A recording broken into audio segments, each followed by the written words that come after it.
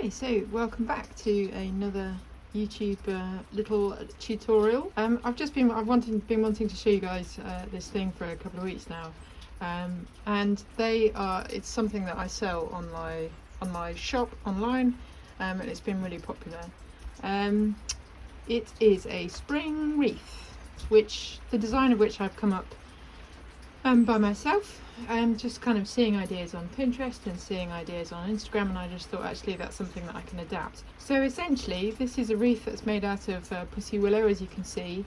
Generally when I make these sorts of wreaths I just start off with one circle, so a single stem of pussy willow, and just make it into a circle and attach with some reel wire, which is somewhere I can't see, so attach with reel wire, and then you start weaving pieces in and around. You'll find with the pussy willow that the bottom end of each stem is too thick to bend because it's not manipulative enough, if that's the right word. But after a while you get into the practice, you get into the swing of it, and they are quite easy.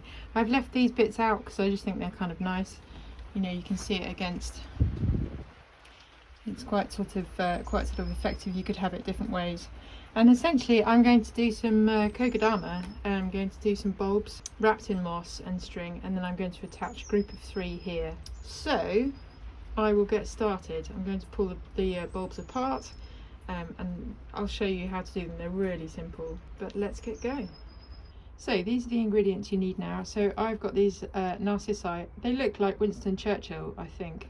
So they'll be the white with yellow, creamy yellow centre, and smell fabulous. I've got 3 of those. I've got 3 bulbs and a bit of string and this moss. So this is flat moss. I've talked about this before, and I buy it in boxes from the wholesaler and then just use it as I need to. So that's the ingredients you need now. So with your scissors, I can start doing the kokedama. The birds are going crazy outside the greenhouse, my workshop, and it's also, the heavens have opened, so if you hear rain, that's why. So next stage, here we go. So you can see here, I've got the bulb and I've literally just wrapped it. You can see how small the piece of moss is. It's sort of that sort of size, and you're just sort of tightly pushing it round, and then you can start wrapping the string round. So that's stage 1. So there you go, it's simple as that. You can see how much I've wrapped the string around moss. I've hid all the roots, you can't really see them. I put a bit more moss on this one because there wasn't much compost. You can see there's not much compost around the actual bulb itself, so I gave it a bit more support, but it's as simple as that. So you just need to do it to each of your 3 bulbs, and then we can start attaching it to the wreath. So I'll crack on. Okay, so you can see the 3 bulbs that I've done the kokedama to. I've just placed them on, and I think with a design like this it's just a case of playing around with the bulbs and seeing what looks balanced. I normally find that I stick 2 tucked into the wreath itself, and then stick 1 on the outside. And it's nice with this one because I think every wreath is different. You'll find there's nothing uniform when you make these sorts of things. This sort of jutting out bit down here supports this 3rd one, I think, quite nicely.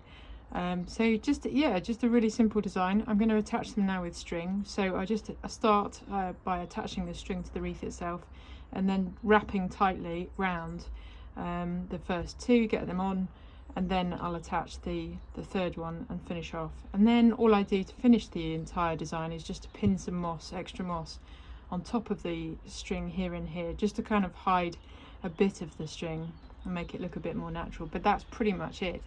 So I'll get attaching those bulbs now, and I'll show you as I go. So there you go, you can see I have put a piece of moss there and also a piece of moss just down here, and I've just used wire pins, so just a thicker gauge wire, made a hairpin and stabbed it in, so that just hides a bit of the string but keeps it sort of, you know, keeps the style going.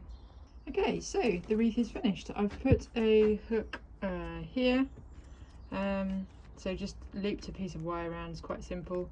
Put the hook there, and then I've attached some ribbon here, so just knotted it. So it's a yellow, pale yellow and a pale pink, and that essentially is it. So really lovely design, and I think it's really, I've had one on my door now for about a month and a half, and it's just coming to the end of its life.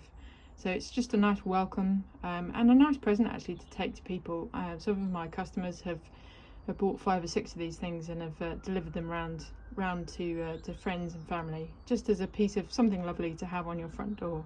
So I hope you've enjoyed this, and I look forward to seeing you next time.